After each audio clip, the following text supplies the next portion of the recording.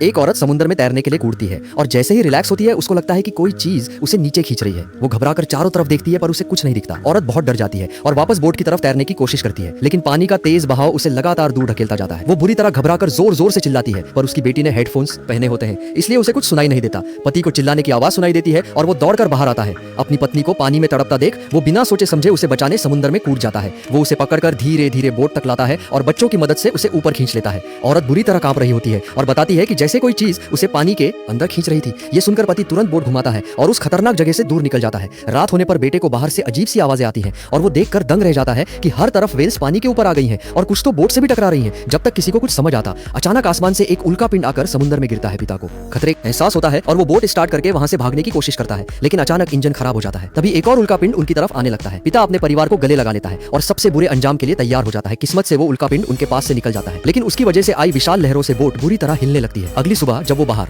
आते हैं तो उनके होश उड़ जाते हैं, क्योंकि वहां से पूरा समुद्र ही गायब हो चुका था।